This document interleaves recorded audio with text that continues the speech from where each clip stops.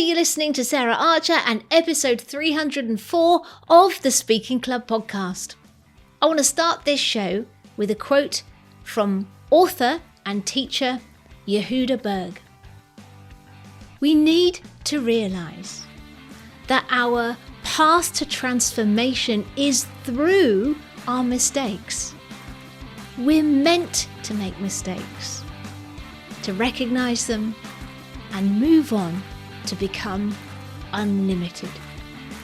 I started this podcast for two reasons. Because I want to help people recognise the power of stories and humour in speaking, and because I believe it's your message that counts, not the number of ums and ahs you use. There are some organisations that want to create robot speakers. They want you to sacrifice your personality in order to speak perfectly. But I want to let you know that you can be yourself and a sensational speaker. So, if you want to be a speaker that connects and engages authentically through stories, a speaker that gives value as well as a great performance, then welcome home. Hey, welcome to the show. Got a doozy for you today. This one had me choked up. You'll hear when I get choked up, and you'll see me getting choked up. But yeah, it's a great show. I met Gethin Jones at a conference a few weeks ago, and his personality, his passion, and his story just caught my attention. And I knew that I had to get him on the show so that he could share all of those things with you. And I think the biggest thing to pay attention to here is the journey that he's been on, from where he started off to where he's ended up. And if you're struggling to, get your confidence up to become a speaker or to level up your speaking, or you're worried that your message is not getting heard or people won't listen to it because it's challenging and difficult, then you're going to get so much inspiration and insight from Gethin. He grew up in the care system. He ended up in prison. But he found the will and the way to turn his life around. And today he is owner of a business that helps people in the justice system and working in the justice system to transform things. And he speaks internationally, and he's got a big mission which he'll be sharing about on the show. So that's enough from me. I'm going to hand over now to Gethin and myself and the interview. Welcome to the Speaking Club, Gethin Jones. Thank you very much for having me here today. It's amazing to be in your company. Oh, well, it's lovely to have you. And I knew I wanted to get you on as a guest when I met you at the conference we were at. You've just got this enormous personality, this amazing story. And I know that you're going to add a lot of value to the audience today. So let's start off by just asking you to share your personal story that's led you to what you do today. Okay. Well, I really appreciate this, Sarah. So yeah, I shall make a start. I shall do the succinct version, okay, because of time. So if I just first of all say, and it'll give some understanding to the listeners, I am what you call a poacher turned gamekeeper, okay? But first of all, you need to understand what poacher looks like, okay? So I always say I had an interest in life, especially the first 35 years of it, and that's what I'm going to explain to you quickly now. So I was born into what they call a dysfunctional family. I don't believe there's any functional families out there. You're all dysfunctional to a point, but mine was certainly dysfunctional. And what that meant for me, my mum come through the children's care system. My mum also had learning difficulties, and my father was an alcoholic. And that meant that children's services were there from the day I was born. Because of the lifestyle that I had growing up within the home, it was very, very unsettled, and there was a lot of trauma that I experienced from a very, very young age. And because my mum and my father weren't able to give me the love, the care, and nurture that I needed to develop as a human being, certain things happened in my life that's kind of led me down the path of what I'll kind of explain now. I always talk about in a chronology of events rather than go into detail because it would just take too long. Mm. So what happened was my father left when I was about 2 years of age, and that was when I was first put into the children's social care system as a foster placement. I was then put into another foster placement at the age of 5. When I was 6 years of age, my mum got into a violent relationship with a criminal, which was a very difficult place to live. And that was when my ACEs first came out. We call it adverse childhood experience ACEs, came out in my behaviour, and then my behaviour started to get punished. And nobody's asking why I was acting like I was. They just kept punishing me. So what that then led to was that I was put into another foster placement when I was 6. I was returned home again. I then ended up getting into trouble in the local community. I got my first criminal conviction at the tender age of 12. So at 12 years of age, they put me in front of a court. I also went into, at the age of 12, the same children's home that my mum had left. So I went into the same home that my mum had left. I was then excluded from school at the age of 13. And then it can continue to deteriorate because I was in these children's homes. I didn't want to be there. So I kept running away and I was getting into lots of things that I shouldn't be doing: drugs, war crime, and other sorts of stuff.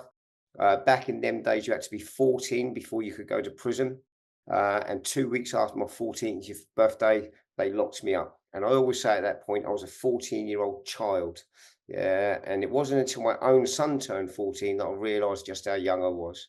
But what happened was that when I came out of that detention center, I was just completely broken and lost at that point. I had no trust in anyone or anything. And I just made a decision that I was just going to live my life on my terms. And then I went on what I can only describe as a 20-year self-destruct. And what that looked like for me was I was in secure units at 14. I was in secure units at 15. I got my second custodial sentence at the age of 15. I ended up spending a total of 8 years of my life behind a prison wall. I became an intravenous dependent heroin user. I spent time on the streets and in homeless hostels, and I destroyed any relationship that came my way. It wasn't that people didn't want to love or care for me. I was incapable of maintaining any kind of human relationship. I had an unconscious inbuilt mechanism that said, I'm going to push you away before you push me away, and I'm going to hurt you before you hurt me. But something changed because I'm talking to you here today. Yeah, you are. So, I don't know if you want me to go into all of the detail of like what the change looked like, or you got any questions, Yeah. Sarah? Yeah, I think people will like, what made the difference? Because that's, it's a horror story, and I can't believe from hearing that the person that I'm seeing in front of me today, the change has been amazing. Like, and what caused that change? I think be interesting to hear. Yeah, so everything I do in relation to the work that I do deliver now is all what I call human to human relationships. Human Mm. to human relationships. So people always say to me, "So was it the system that rehabilitated you or changed you?" And I will go, "No, it wasn't the system that rehabilitated or changed me. It was individuals that worked within it. People change people." Mm. And what happened for me was when I was 29 years of age, I went into Winchester prison. I first went into that prison as a 15-year-old boy. Okay, I'm now 29 years of age. I'm coming off heroin, crack cocaine, everything else. And in my head, I'm like thinking, there's got to be more to life than this. Because I felt my life was only ever going to be worth a prison cell, a council estate, and a bag of drugs. And I was wrapped around all of the same people continuously on this cycle. So that was when I first had the idea of change. Okay. And everybody used to say to me, you need a change. And I'd be like, excuse my French. No, Sherlock, I'll stick needles in my neck. But change into what? I don't know what you're talking about. I don't know anything else. So what happened was I had this drug program. Yeah. And in my head, I thought, right, I'm going to go on this drug program. But I didn't go on there because I wanted to be like clean and serene. In my head, I thought, if I go onto this drug program, when I get out, I can just sell it and not use it. So I was only going on there so I could be a successful criminal. That's the truth. But when I was on there, they said to me, Gethin, they said, we want you to listen to this fella speak. And I remember going in this room and I saw this bloke and I remember looking at him thinking, what do you know about me? What do you know about my life? And then he shared his story. And when he shared his story, I identified with parts of his story. And then he talks about this new life. And he talks about he had a family, he had a holidays, he had a home, he had a job, a bank account, passport, all this normal stuff. My jaw hit the floor because I didn't believe that stuff was possible for people like me.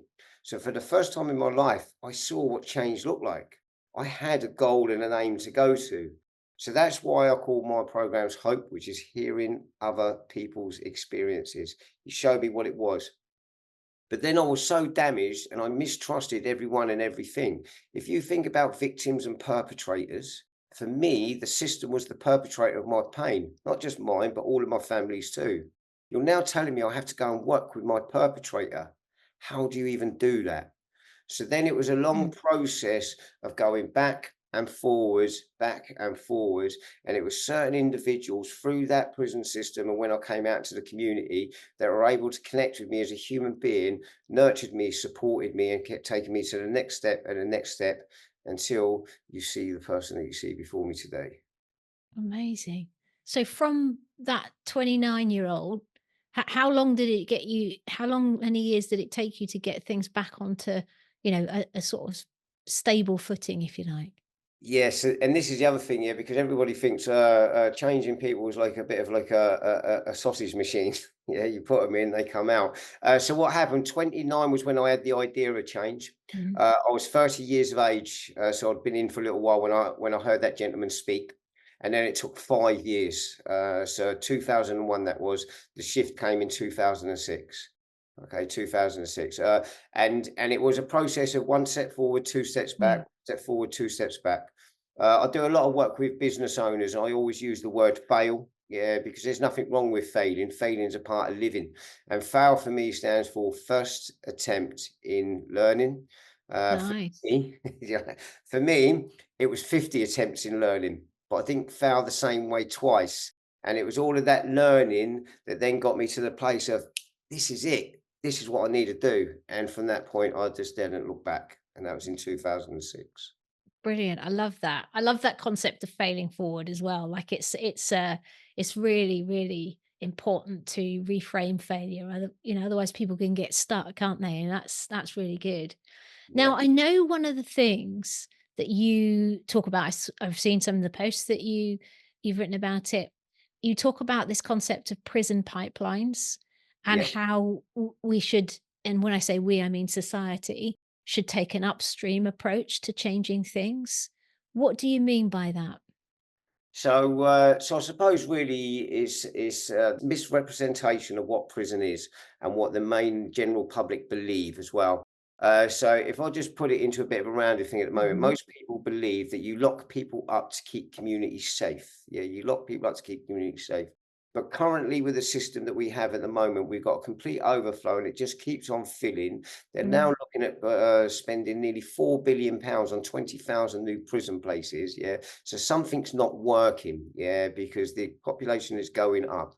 The other issue as well is when people are in prison, they're not really getting the support that they need to be able to make the changes needed. So actually, when they get out, they're more disadvantaged than when they went in, yeah, which then makes our communities more unsafe because they're then more likely to reoffend. And that's why we've got a lot of the situations that are going on within our communities. So actually, there's the misrepresentation is where we think that prisons are the solution, but actually, prisons are becoming the problem because mm, it's prisons that's creating the pain that we're feeling within our communities. So then we need to look at so who is it that we're actually incarcerating? Who are we looking at locking up? And there was an ex-prison governor called John Podmore, and he said this. He said 60% of people in prison shouldn't be there. You should only lock up people you're scared of, not people you're mad at. And if I love that. That's really cool. And it's the truth, because if you look at them 60%, these are people that have come from adverse childhood experiences. They've come from the care system, yeah. They've come homeless, drug dependent, alcohol dependent, ex-veterans, PTSD, lots of mental health. And because society doesn't know how to manage or deal with them, they end up then coming in contact with the law, and then they go to the court, and then they go to prison. But then what happens with these percentages of people is they're what's called low risk, high need. But the prison system can't manage the need, and the community can't manage the need. And then you've got this revolving door. And what happens as well is because the risks are low and the offences are low, they're very short sentences. So there's Mm, not even enough time to do anything whilst they're in prison. And then this is costing so much money to society. It costs £50,000 a year to keep somebody in prison. 50,000. It's around Wow. about the same price to put somebody through Eton. Okay. But less than 5% of that 50,000 is being spent on education and rehabilitation. It's all being spent on infrastructure and wages and all of the other things that keep the prison moving and working. So yes, we got that area there, but then, like you say, we got the pipelines, yeah, the pipelines that feed it. So if you look at, say, educational stats, it's something like 65% of people in prison have got reading ages of below 11. Yeah, over 50% of people in prison were excluded from school. Okay, it's nearly 60% that have no qualifications. So we have literally got the education to prison pipeline. Yeah, Mm. and if you have a little Google, you can find one because they put it up as a northern line on the tube one time to show people what it looked like. But it looks like this. It goes detention, isolation, exclusion, permanent exclusion. Then what happens to them children? They're usually then on the streets and they've got none of the infrastructure there to be able to hold and support them. Okay. We also, as well, if we look at other stats within it, 80% of young men in prison come from fatherless families. Fatherless families. So actually, the mentoring and nurturing and support they could maybe get in education, they're not being given because they can't attain the academic way of learning. Mm. But actually, maybe their lifestyle means that they're not in a place to be able to do Mm. academic learning. So that's one pipeline. I'm a care leaver, come through the children's services. This one's shocking. Care leavers or care experienced people make up just 1% of the population of the UK, just 1%. Of 21-year-olds, yeah, 21 and under, yeah, 50% of those young people are care experienced. They're just 1% of the population, but 50%. So what we see as a society is the vulnerability of a child. We then put them into the care system, Mm. okay? Then what happens is when they're in the care system, they respond negatively in their behavior linked to their trauma. We then punish and criminalize the behavior and put them into another system. They did it in my day, and they do it the same in this day today. And the other one is the postcode. Yeah, the postcode. So if you, whatever area you live in, you'll have a local prison, a remand prison, which is fed to the court. So I live in Mm. Portsmouth. My one is Winchester. If I went to Winchester prison and asked to look at the postcodes of the people from Portsmouth within there, we've got some really poor areas like Portsea, Lamport, Buckland, Somerstown. And that's the areas that are feeding the prisons. Right. So this is the upstream thinking. It's actually, you're about to spend £4 billion on 20,000 new prison places. Why not spend it in them postcodes, in them social care areas, in them educational schools that are struggling on a day-to-day basis? And then maybe we can then hopefully then reduce the need for people to go to prison. God, that makes absolute sense, doesn't it? And it's just, it's basically putting a plaster on a broken leg instead of like stopping the thing Yeah. happening in the first place. Interesting. Okay. And I guess, there's some you alluded to one myth there around prison, the purpose of prison or what people perceive as the purpose of prison. Are there some other myths that people believe in society around the justice system that you're trying to destroy? Well, you've got to ask your question, what is the purpose of prison? Yeah, Mm. what is prison's purpose? And is it punishment or rehabilitation? Yeah, Mm. punishment or rehabilitation. So most people will say they're going there to be punished, to be punished.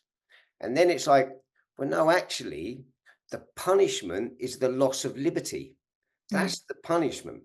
If it's a small crime, it's a small amount of time.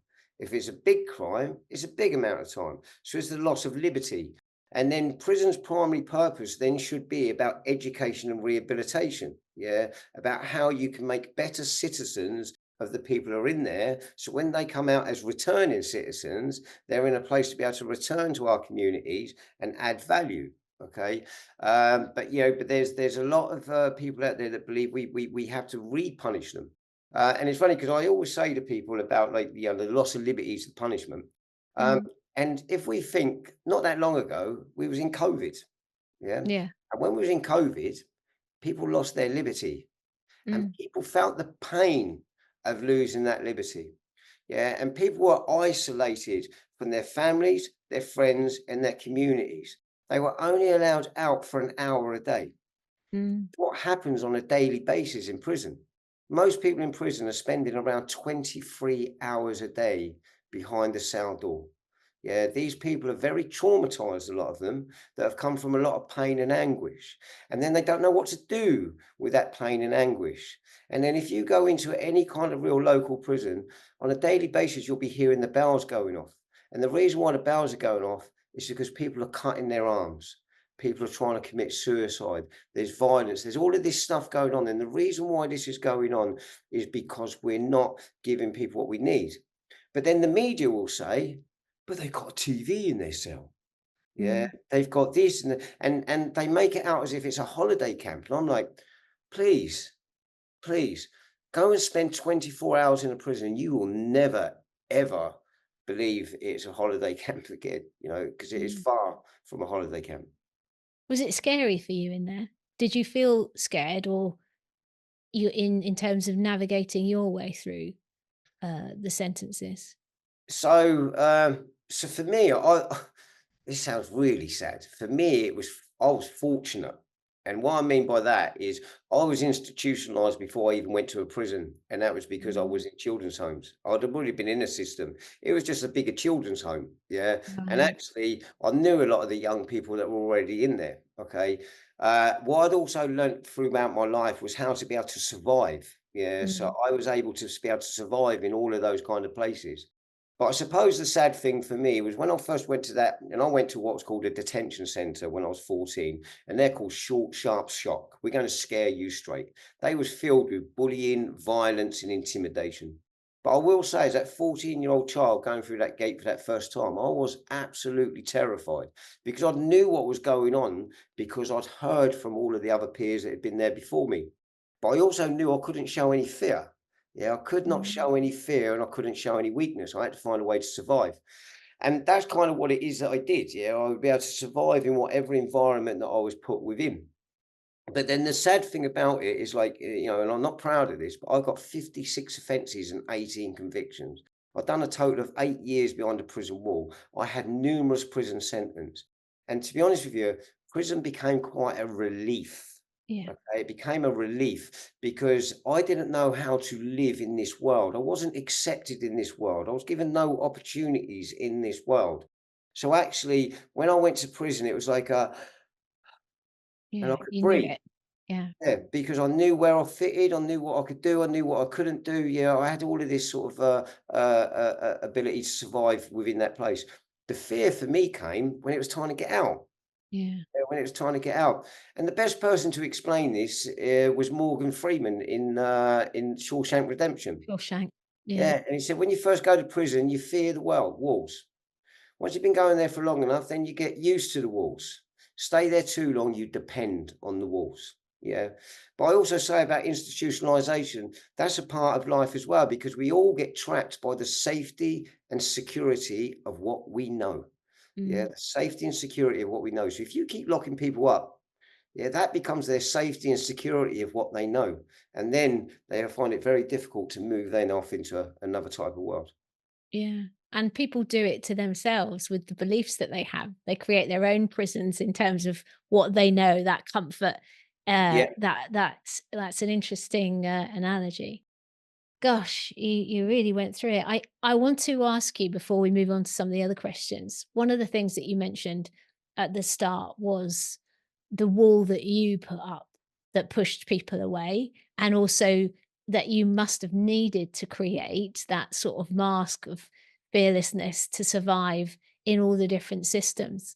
How difficult has it been for you to dismantle that part of things? It was very difficult this way. That's why it took me over 5 years, and it's a constant process. If you've ever read The Chimp Paradox, yeah, I don't know Yeah, if you've read The Chimp yeah. Paradox, and he always talks about, gremlins and goblins, yeah, do you know? And I think it's the goblins that are just there. Yeah, they're just there. So for me, I have got, attachment disorder, you want to call it, whatever you want to kind of call it. So my natural instinct, if I feel any kind of pain, is to push. Yeah, that's Mm. my natural instinct. But what it is I've learnt to be able to manage and deal with that. Yeah, so I had learnt to manage and deal with it, and I had this amazing counselor one time. And what he said to me, he said, like, when a situation happens, so if it happens to here, and it might be a very small, say, letting down or something like that, yeah, it's like a conduit that goes to a big, massive ball of being let down my whole life. Yeah. Yeah. And then that's the overaction where the push comes from. So I learnt techniques of where I could actually just pause and ask myself, is that real today? Is Yeah. that real today? So I have to say consciously aware, yeah, and kind of monitor how I'm acting, thinking, and doing. Because there is a kind of a consequence from it, if you want to kind of call it that. So, but to be honest with you as well, it's now become a huge gift because what I have got is a huge amount of self awareness. Yeah. And I've got an ability to see people, yeah, because I understand so much about my own behaviors and my own personality and my own way of thinking and being. I can see it in others, yeah, Yeah. and then I found the ability to be able to guide them to it without telling them or pointing it to them, yeah. So, Nice.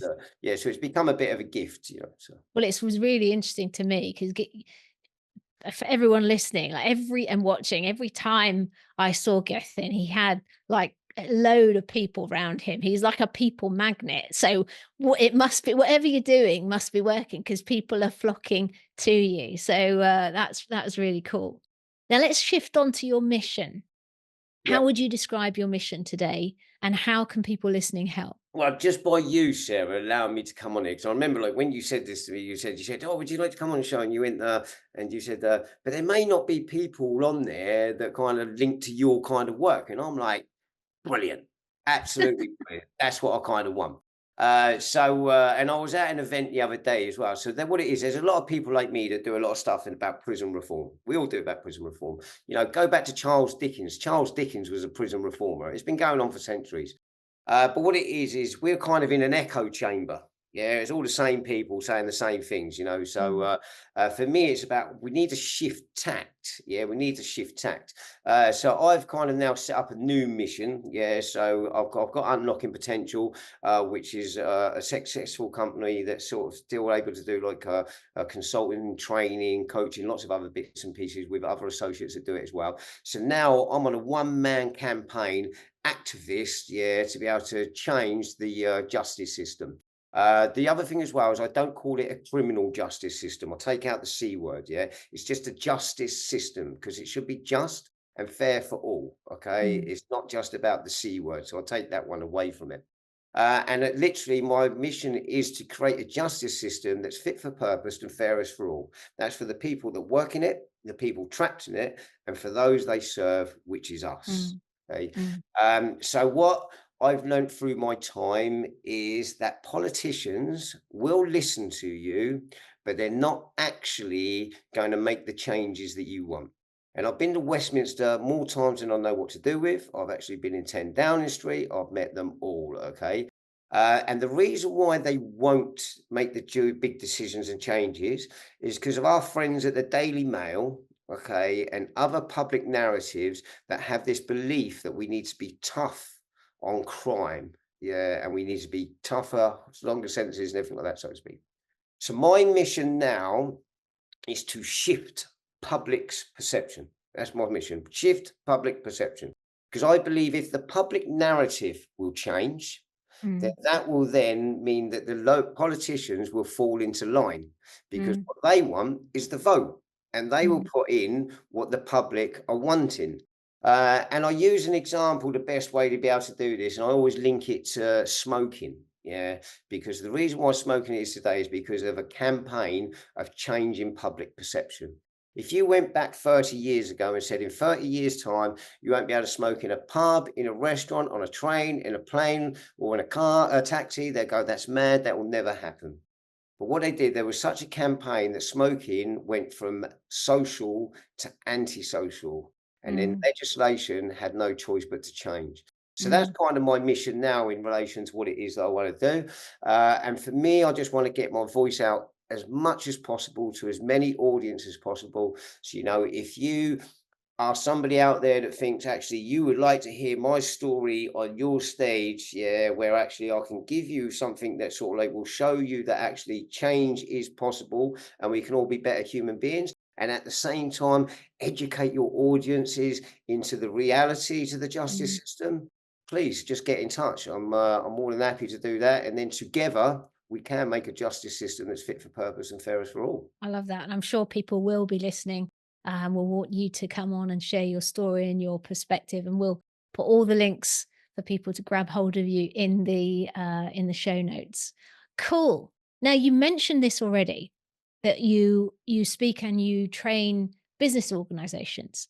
At Yeah. what point did you realize you had value to offer them? And what made you see that? God, see, it is. It all kind of happens by accident. Yeah, it all kind of just happens by accident. But what it is, I think it comes down to the understanding of human behavior. And I've got a lot of transferable skills. Yeah. Yeah, so that's where they transfer across. So I'm a qualified leader and manager. Yeah, qualified leader and manager. I always say that's a transferable skill. When I was in children's homes, I used to get kicked out of children's homes for leading kids astray. Yeah. It don't matter if you lead somebody left or you lead somebody right. It's the same skill set. It's about influence. Okay. Yeah. So that's the transferable skills that I kind of I'm able to translate today. And then when I think about what makes the best leaders and managers, what makes the best leaders and managers, and for me, it's the ones that are very self-aware. Yeah, Mm. and continue to develop through their own personal development. Yeah, personal to them. So that's kind of where the transition went through. I thought I'm a natural leader. I understand what it's like to lead individuals, and I can create good, high functioning quality teams. Okay. And if I can do that in the public sector, I can do it in your sector, you Yeah. know.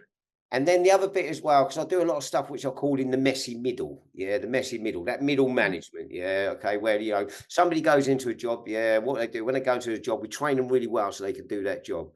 They've been there for a few years. They want a bit of extra money, so they apply for a promotion because they know the language. We give them a promotion, and then they go into a first line leader and management job, and we give them no training. And then we wonder why it becomes a complete mess. And then Yeah. there's a lot of them and us going on, them and us.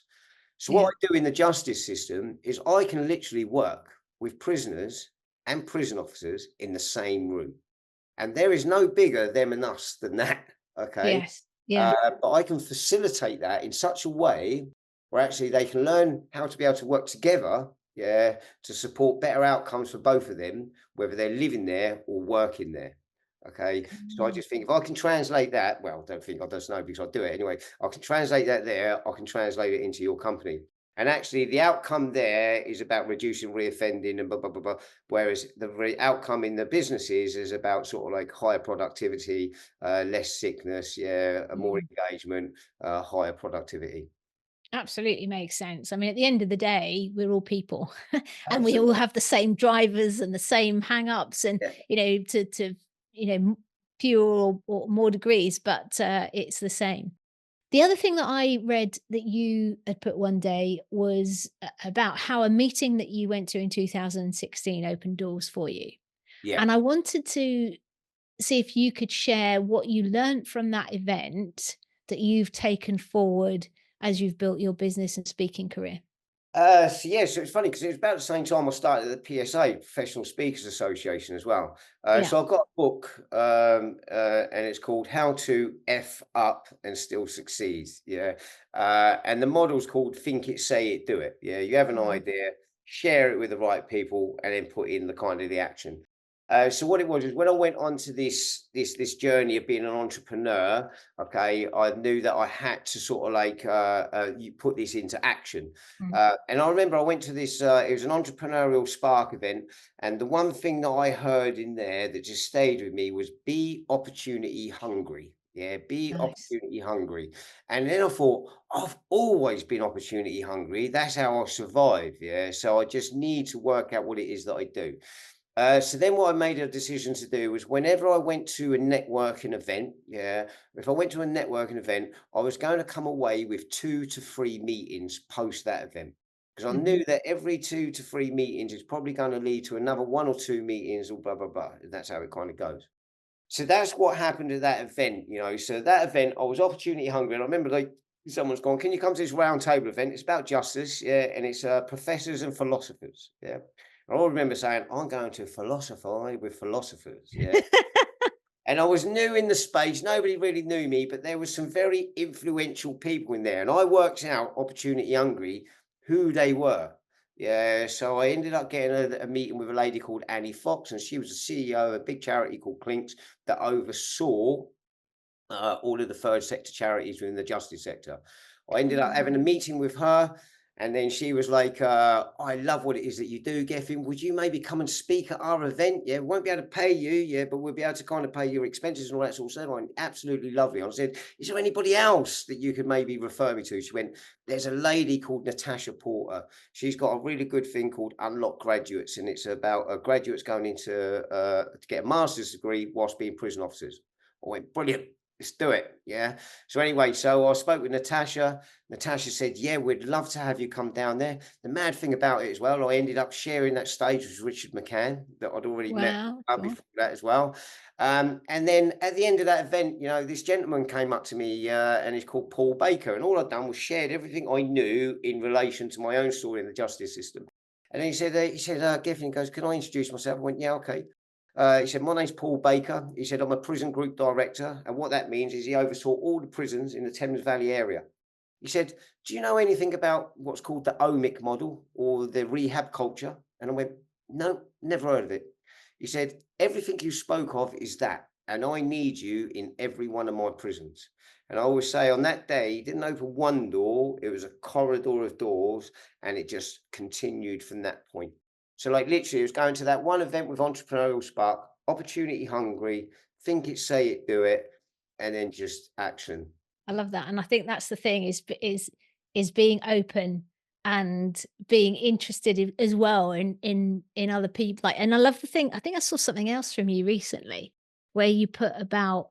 I think it was like something like be of service or do things for other people, but and the mistake that people make is they do it with an expectation, Yeah. and so be opportunity hungry, but be of service. And I think that's the attitude that comes across from you. Yeah, or be authentically kind. Yeah, Yeah. I'm a Buddhist anyway. Yeah, so I'm a Buddhist. So I kind of understand all of that sort of stuff. And the thing is if you're doing something because you want to be rewarded, you will not be rewarded. You have Mm. to do it because it comes from a place of just the way where you can and you want to do it. You can and you want to do it. And it's I remember that I think I put it in there as well. Yeah, so there's some organisations where they say you can only keep what you have by giving it away. Yeah, you can only keep what you have by giving it away. And that's the principle. The more kind, the more caring, the more giving, the more supportive you are authentically, yeah, Mm. then actually the more stuff kind of comes your way. Yeah. And then that comes to that thing about where you were saying about sort of like people are attracted to me. And I suppose if they're attracted to me is because I probably do throw out that I am just a nice person, which is Yeah. very bizarre for me even to think of that, because there was a time where I just thought I was just not a nice person at all. But today I absolutely know that I am. And I know that I am, and I am kind, I am caring, I am giving. I don't tell anybody when I do that stuff because it's not about that. But then I think that just kind of rubs off, and then people just come and opportunities come, So Yeah, yeah. absolutely. Yeah, it does rate your vibration radiates out Yeah. and people sense that. Cool. Now, I wanted to get your advice for people who might be listening who have a message that they feel no one is interested in hearing because it's difficult or it's challenging.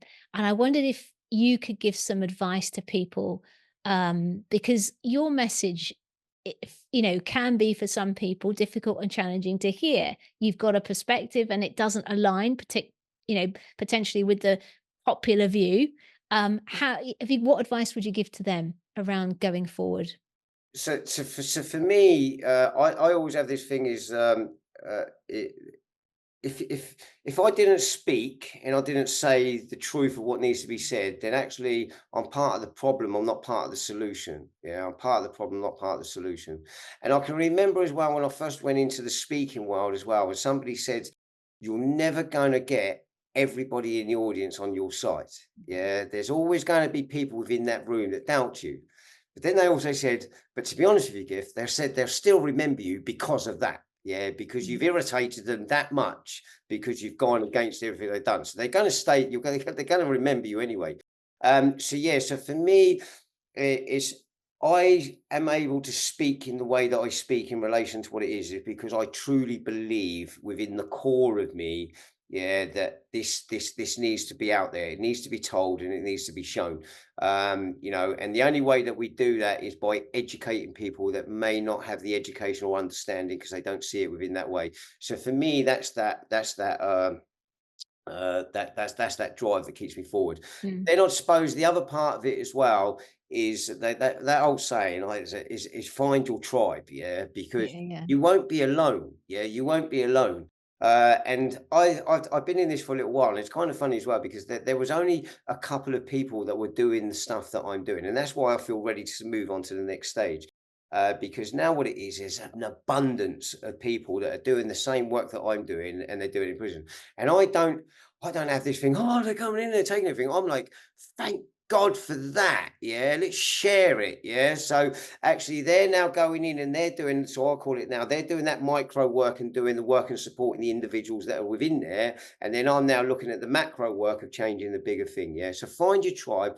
Find other people that are kind of got the same mission, the same vision, yeah, and then Mm. collectively work together and support each other, so that would be the Yeah. tip. That abundant mindset makes a whole difference as well. Cool. And at what point in the journey did you start speaking? And how did you approach the first talk you gave? Yeah, wow. It's quite an interesting one. Yeah. So what it was, I was working for Portsmouth City Council. Yeah, and I was already in this thing in my head of thinking there's got to be more. I was in that place again. Got to be more to this. Yeah. I felt I had a good job, but I felt it was all a bit tokenistic. And I was managing some alcohol services at the time.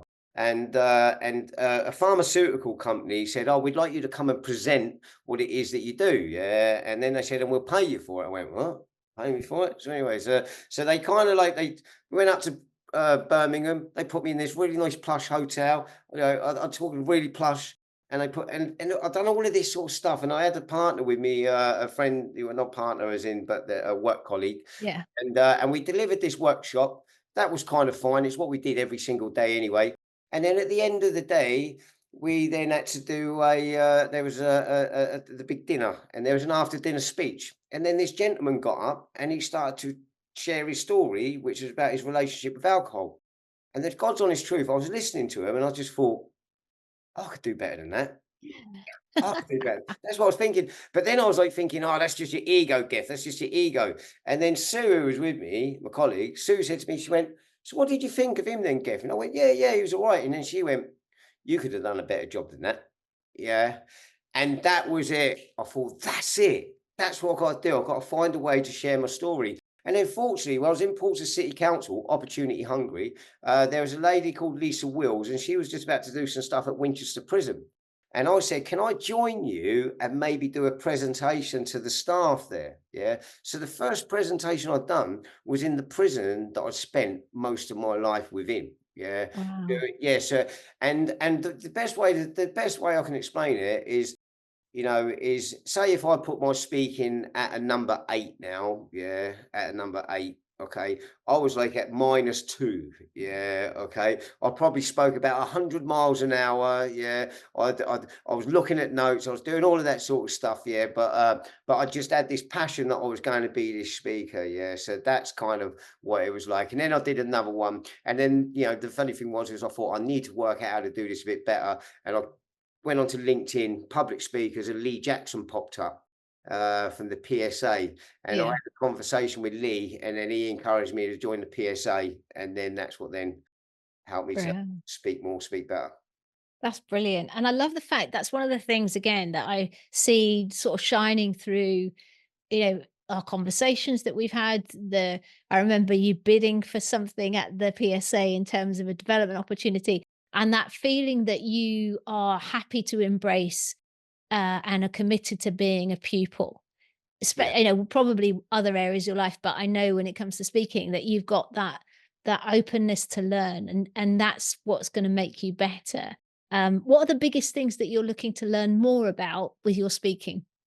So for me, it's scalability. Yeah, scalability. Okay, because the thing is, when you're speaking, you're selling your time for money. You're selling your time for money, and you've only got an infinite amount of time, and there's a maximum amount of money that you can charge. There's kind of a window. For me, I've always had this vision of doing this, what I'm going to be doing now. Okay, Mm, and so what it is I need unlocking to potential to be a vehicle that can work without me, that can give me an income that means that I can just go off and do the stuff that really lights me up. So mm, I'm now going through a process of learning to be a business owner. Yeah, that's the journey now, being a yeah, business owner. And don't get me wrong, I have learnt stuff on the way, but I'm nowhere near there. So that same sort of thing, if we talk about a scale of 1 to 10, as a business owner, I'm probably at about 3. Yeah, I know enough, but nowhere near what I need to know. But yeah, also, well, I don't mind that I don't know enough because that then makes me open to actually what it is that I can learn. So as you know, I kind of bidded for what it is I bidded. I haven't actually taken that yet, but the reason why I haven't taken it yet is because I've got a business mentor, and I'm going to be sitting down with my business mentor to find out what areas I really need support on. Then I yeah, will have a little look at sort of the speakers that I'm going to be with and see which one of them can help me in which of those areas. So then I'll make it right. strategically kind of work as well. But the reason why I've got this as well, because I do a lot of spiritual reading. There's a bloke called Wayne Dyer, and Yes, Wayne I Dyer, know. yeah, you know Wayne Dyer, and he says we are the pupil and teacher in equal measure. Yeah, the pupil and teacher in equal measure, and that's always resonated with me, and I always want to be that pupil. And it's funny as well because I remember this as well when I first went into the PSA. When I went into the PSA, yeah, I always felt like I was the most unintelligent person in the room, the most unintelligent. I walked into that room and everyone was like, I was like, oh my God, where am I? But then the truth of the matter was that was exactly where I needed to be because I was in a learning environment there. Yeah. I wanted to run away. I had the imposter syndrome, but what I did was I stayed and learned and learned and learned. So what I'm now doing is I'm looking for new rooms where I can be in as the most unintelligent person in the room, and then I'm on a learning again. Yeah, it's scary, but isn't change scary? Yeah, It's just like that. absolutely. I Yeah. love that, and that is so true. If you know, if you're the most, accomplished person in the room, you're in the wrong room, is what they say, isn't it? Exactly, That's yeah, basically the exactly. thing. Yeah, yeah, yeah. Cool. Right. Before we talk about where people can go to connect with you, get more information, book you to speak, I have a few standard questions. The first of which is, what's the best thing that speaking has done for you? Oh, do you know, it's well, it's opened up the world. It's opened up the world, so, like, I've literally I've spoken in America, I've spoken in Australia, I've spoken in Barbados. I've got a network like I couldn't even imagine, they say your network is your net worth, okay? I don't believe that in financial. I believe that in education, learning, and understanding. I've got such an amazing network. But also as well, I suppose the other good thing about it is, I'm never alone. Yeah, I'm Yeah. never alone. So, not next week, the week after, I've got to go up to the northwest, and on the way there, I'm stopping at Annie Fox's, who's the lady I met from Clinks. Yeah, I calls her my Irish mammy now. And I'll stop her as she lives in Coventry. I'm in Portsmouth. I'm going up towards Liverpool. I'm going to stop there, have dinner, catch up, and then carry on to my destination. So it doesn't matter where I go, I'm always got people that I can spend time with. When I've been to America, I'll meet people in America and they take me to different areas. And yeah, I just feel like I just got like this worldwide family. And for somebody that grew up with no family, that's extraordinary. Yeah, that's what speaking has given me. I love that. I think that's the best. It's sort of making me choked up, actually. It's probably the best answer we've ever had to that question. So thank you for sharing that. Now, the next question is there been a gig that you just like that you're like you want to forget? I like, oh my God, like I never want to remember that thing again. Has that ever happened to you? Oh yeah, yeah, yeah, yeah, yeah, yeah. Do you know what? And the main thing was, yeah, it was a school. Yeah, it was a school. Yeah, I've worked in youth services. I've worked in youth clubs and everything like that. Yeah, so in my head, I thought like I can do schools. Oh my God, what a car crash. What an absolute car crash. And I sold it to this school as if I was going to be the best thing since sliced bread, you know. I'm going into prisons. I've got some of the toughest people in the world, like hanging off every word. Oh my God, yeah. And I just realised at that point, schools are not mine. They're not mine. Yeah, I leave them to the Lee Jacksons of the world. I've got a mate down here called Duke Harrison Hunter. Absolutely brilliant at him. Yeah, Dave Tyner, all of them people that do you. That's yours. It's not mine. I can't do it. I just and yeah, I do literally. I talk about every other speech. I'll never talk about that one. Everyone's got one, but you got Yeah, back on the horse and you learnt from it, and that was yeah. the I learned most from it. Yeah, important yeah, thing. yeah, yeah. Exactly. Cool. All right. Next question. What's the book that's had most impact on your life and why? Oh, what's the book that's had the most impact on my life? Well, do you know what? I'm going to say Who Moved My Cheese? Cool. Yeah, Who Moved My Cheese?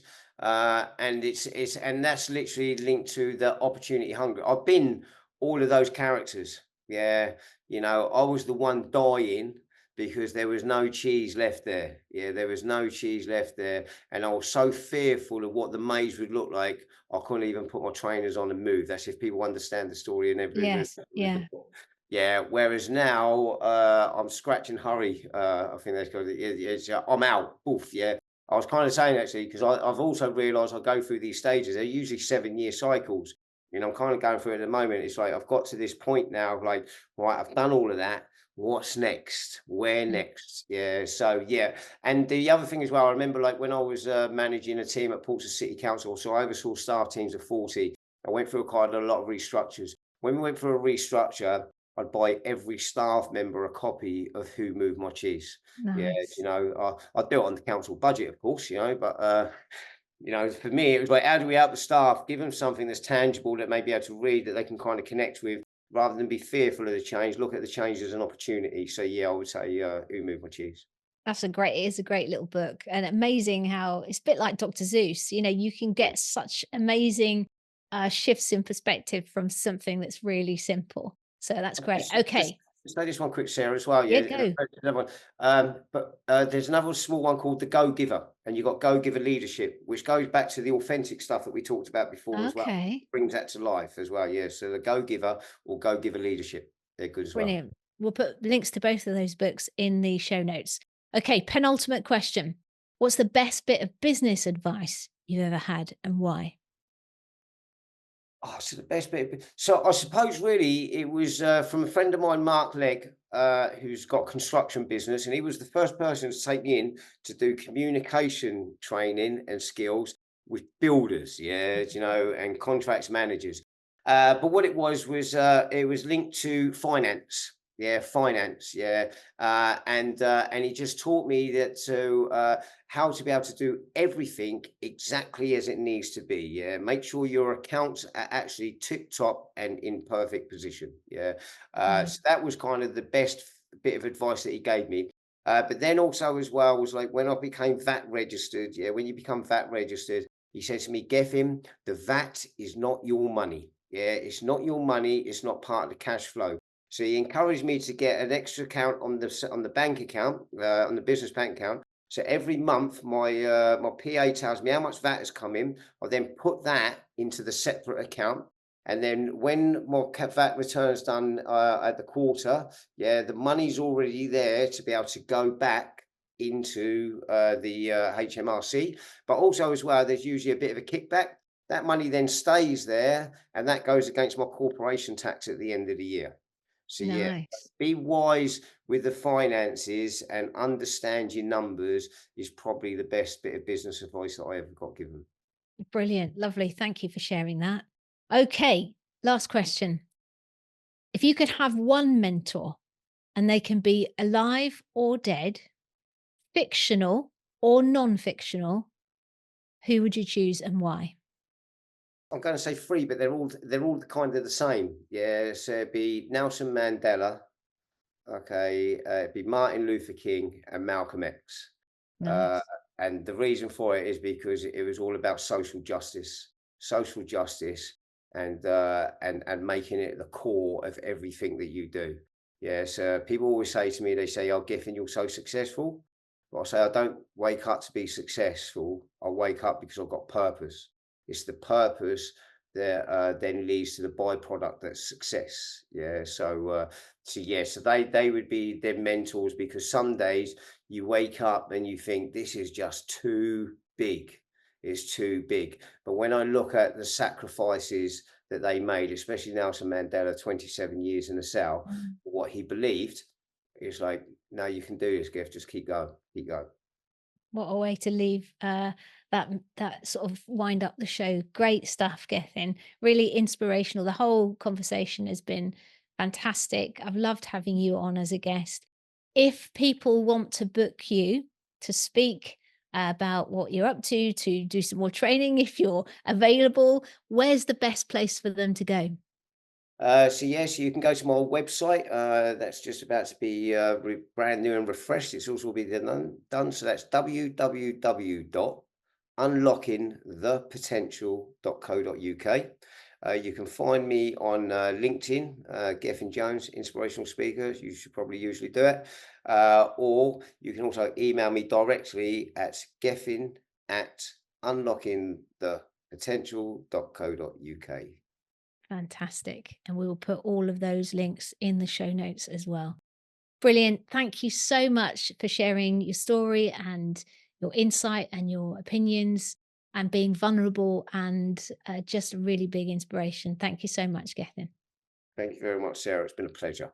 There you go. I hope that you got a lot from watching and listening to Gethin and all of the stuff that he shared. It's an amazing story. He's had a journey that most people, would have not survived to get to where he is today. And there's so many lessons in that story for us and the way that he's come through, to teach us about how to look at things, how to just keep moving forward, to seize opportunities that come up, to just be focused on what's possible rather than, what isn't.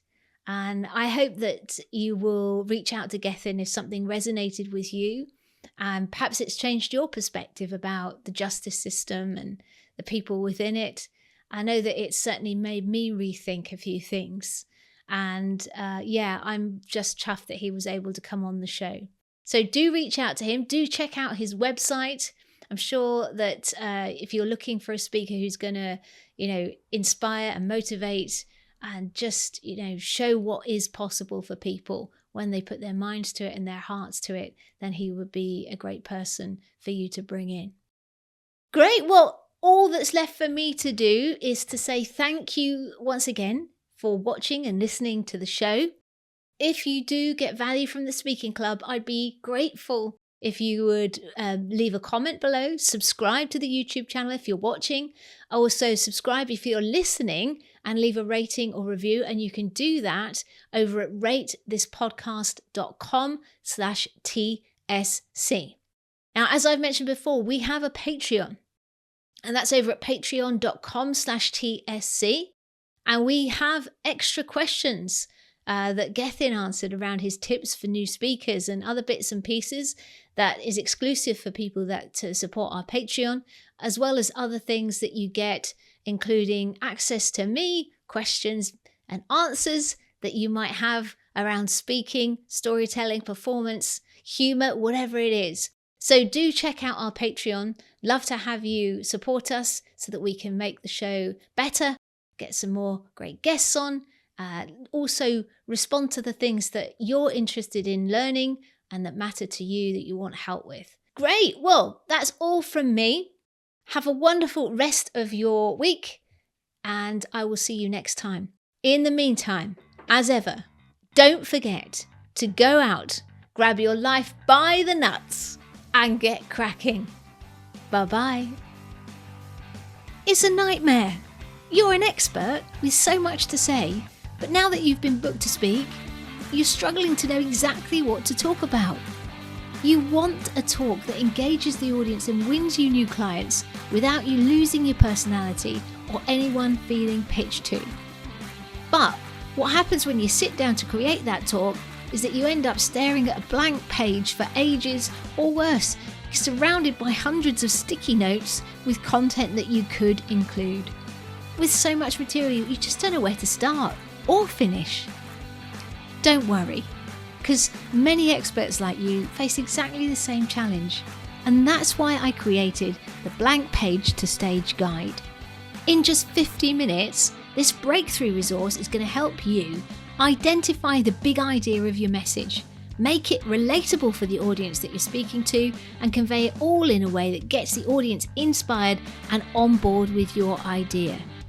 And it works even if you have tons of material or your subject feels less than exciting.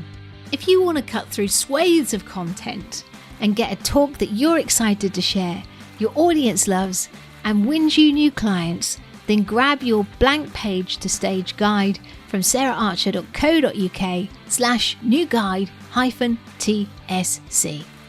Oh, I forgot to say, it's completely free. Enjoy!